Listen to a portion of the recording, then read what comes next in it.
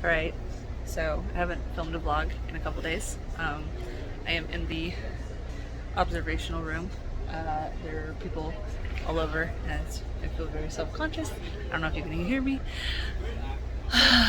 So it is sometime after 2. We just finished eating our lunch, our second lunch. We're supposed to arrive, well, theoretically we're going to arrive in LA around 9. There was something earlier today where there were a bunch of intercom calls requesting assistance in the business class, and then they literally were like, if there's any medical personnel on board, please come to the business class area. And later I asked them what happened, and I guess a guy fell down the little narrow staircase. It's in everyone, and they had to get him off to a hospital and stuff because he like hit his head and everything, which is, you know, kind of scary. So it's been interesting. I look terrible because I got my hair dyed Thursday, and you know you're not supposed to wash your hair for a couple of days, so my hair was already like and then we started the trip yesterday.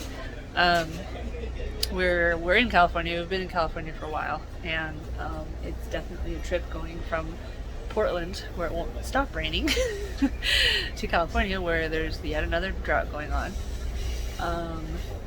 And it's funny going from really tall trees and everything back to like shrubland, and well, there's a lot of trees right here, but it's also there's really briefly, try not to get people in here that don't want to be in it. But yeah, I mean, it's an interesting experience because, you know, I was born and raised in California, and so for me this is like what I grew up with, and I like the trees and you know, the rain and all that. Again, I don't know if you can even hear me, but I'm trying not to be too loud. The kids have been difficult. They've been kind of, I got moose in my teeth. They've been kind of wild. I brought a Switch, I brought like a bunch of their Legos, some drawing pads. I forgot the iPad. I had it on a charger and I forgot to bring it, which kind of sucks, but at least I brought the Switch. And I don't know, they've just been really bored.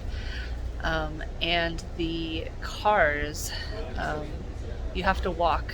We're in the sleeper car that's at the very front, and so to get to the diner car, we have to walk through three other sleeper cars, and then to come to here, the lounge, I think it's called, the observational one with all the windows.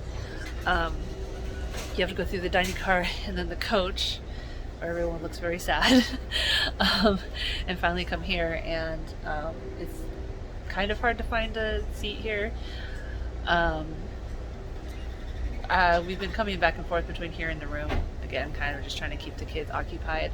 My dad did manage to eat at the dining hall one of the meals, but then the other two, he started coming and then just was like, I can't, and so we escorted him back to his room, and they'll deliver the food to you there or whatever, which I feel bad about, but considering he's like barely left the house for 3 years, he's doing really well, I think. It's exciting walking between the cars and such, because it's funny because like at one moment it'll be moving so smoothly that you can't even tell that it's that the train is going forward, but then another minute it'll be shaking and you're like and it's funny watching the staff like also trying to deal with the shaking, even though they must be used to it.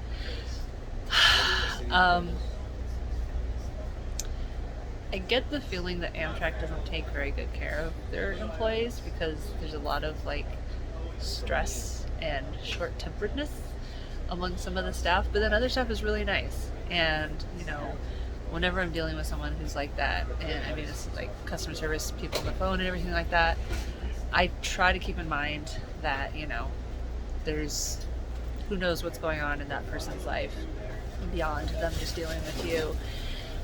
And while, I don't advocate for being nasty to your customers, at the same time I can understand that it can be really, really frustrating, especially if you're getting like the same idiot questions over and over and over. So I try to be understanding of that. But, some of the stuff's been really, really nice. And I've been surprised by how good the food has been.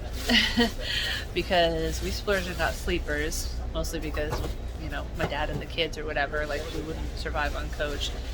And so it comes with 3 meals a day. And legit, every meal we've had so far has been really good. Like, better than some restaurants. And like looking up, AMTRAK reviews, so many people are like, they suck, that the food is barely edible. So I don't know if they changed their, a little loud, it's getting nice and comfortable. I don't know if they have really improved their meals or people are just entitled, I don't know. Speaking of audio, I did bring my Sony Handycam and my lavalier mic that I haven't really used and my Zoom recorder thing. And my friend and I were testing out the lavalier a little bit with the Zoom and we couldn't get it to work, and he was saying something about, ooh, tunnel, so spooky,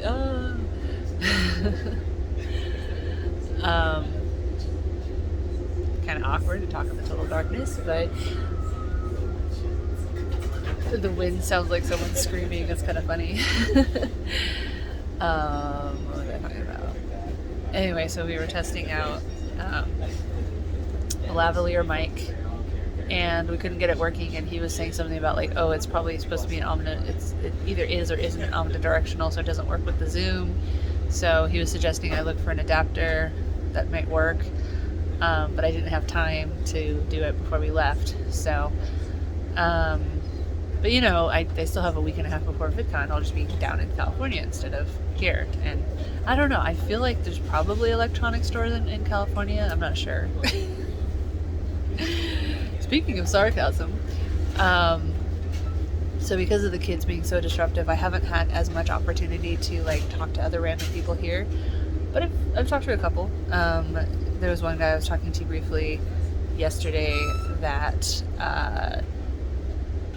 is deadpan sarcastic, and he used to be a makeup artist to like really privileged rich old people in Orange County, and then he worked as a cab driver and like various other things, and we were kind of talking about politics carefully, and I told him about my channel, and like it was really awkward. Oh, there we go, that's really pretty.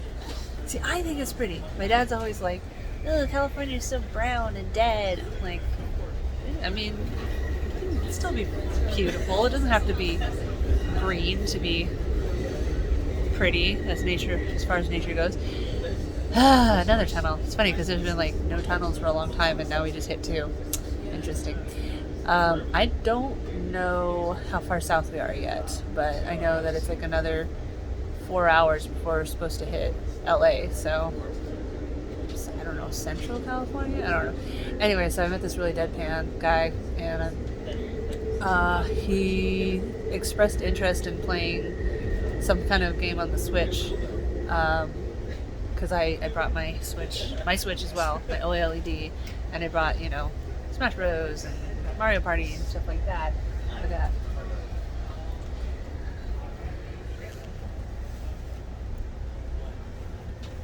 How can you think that that's not beautiful? I don't get it. I don't understand how anyone can think it's not beautiful. Anyway, so anyway, yes. So yeah, like I said, I think I said it. I probably won't be able to put this up until we're settled in our Airbnb tomorrow. 3rd tunnel.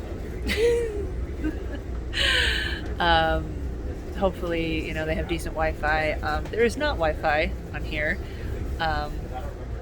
There's been a couple of stretches where there was like no cell signal, so I was forced to use the games I already had on the Switch. Obviously, I haven't really been able to keep up with the January 6th, but I mean, there shouldn't be anything too new right now. The next part of it's tomorrow. I still don't really think anything's going to come of it. And a 4th tunnel. Yeah, we're not going to get into that right now. But But yeah, I'm really tired. I left my earplugs in the suitcase that we put in the baggage cart, so I don't have any earplugs. And the noise of the train wasn't even that bad. Aiden was breathing kind of loudly, and he still has that like hacking cough occasionally that he's had for months. And I just was kind of anxious because I'm so anxious about people getting sick, and I'm not wearing a mask right now. It feels kind of pointless when nobody else is. But I will put one on after I finish recording this. But anyway, and so I had all this anxiety of like, what of us getting sick again or something like that. And like a couple of times I finally did start falling asleep, and then the train would shake, and it was like, ugh. So trying to sleep with the train shaking around you is kind of awkward. So yeah, supposedly the kids are taking a nap. We gummied them because it's going to be really late when we get there, and I figured it was better to try to have the kids be a little less overtired. We'll see. Yeah, it feels really awkward talking to people, so I don't know if any of my audio is going to be even audible here because I'm trying not to be obstructive. Oh, and I also talked a lot to this other guy who turns out he works for a game development thing where there's sort of like not really consulting service, but like a company that's struggling to meet a deadline, or it's just like having a hard time getting their game in shape, will hire this extra service to kind of rework everything like that. So it was really cool. He used to teach 3D design and something else I forgot at a game art institute in California, and like other interesting stuff like that. And I think I was actually going to see if he was still here and maybe talk to him more. I don't know. But yeah, so I'm going to go see if he's around here. And I don't know if I'll ever see these people again, but that's the mentality of talking to strangers is, if you don't get along with them, oh well, you'll never see them again. And if you do get along with them, you can try exchanging information. In my experience, even if you live in the same city, you generally won't ever hang out again. But who knows? Maybe you meet someone you get along with so well that the extra effort is made to actually stay in contact with them. All right, I'm gonna go.